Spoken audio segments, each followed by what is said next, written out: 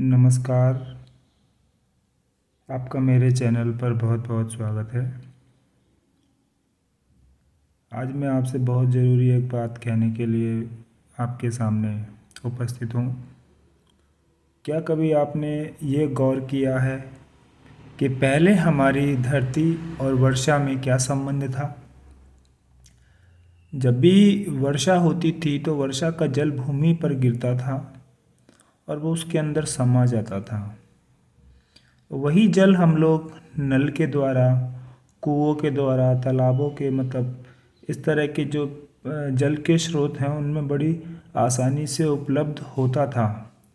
और मैंने तो यहाँ तक सुना है कि खेतों में भी पानी ऊपर आ जाया करता था, क्योंकि जल का लेवल स्तर इतना अच्छा था कि हमें पानी की कभी कमी ही नहीं हुई।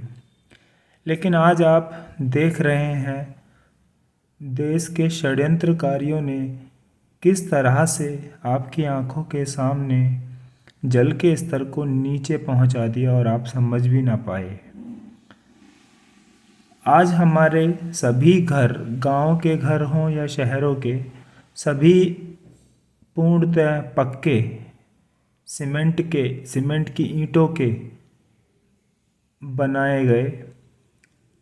उसके बाद बरामदे पक्के किए गए और हमारी सारी नालियाँ पक्की की गई और हमारे गांव की गलियां भी पक्की कर दी गई। ये सब एक षड्यंत्र है और हमारे गांव राम के प्यारे सभी लोगों को इस बात का उन्होंने खुलासा भी न करा कि अगर आप अपने गांव राम को पक्का करेंगे तो वर्षा का जल भूमि में नहीं जाएगा और आपको एक समय पर पानी की कमी हो जाएगी।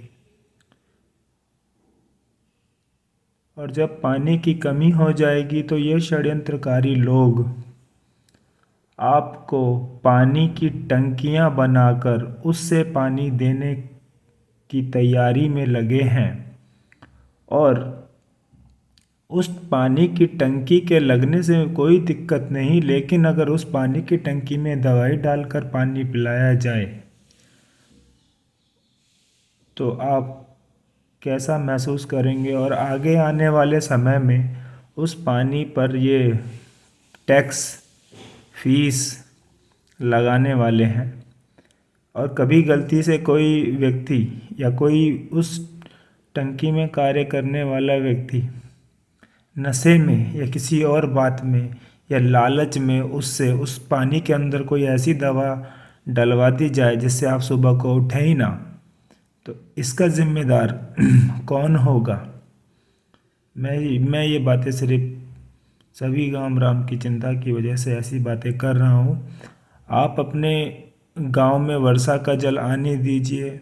नालियों को जो सीधी जोहड़ में जाती हैं उनको वहाँ मत जाने दीजिए, क्योंकि सारी गंदगी जोहड़ में जाती है तो हमारे प्यारे पशुओं को पीने और नहाने का पानी भी जो नेचुरली उपलब्ध होता था वो अब हम बिजली खर्च करके समरसेबिल से देते हैं और इससे हमारा नुकसान ही हो रहा है, बिजली का भी और पानी का भी।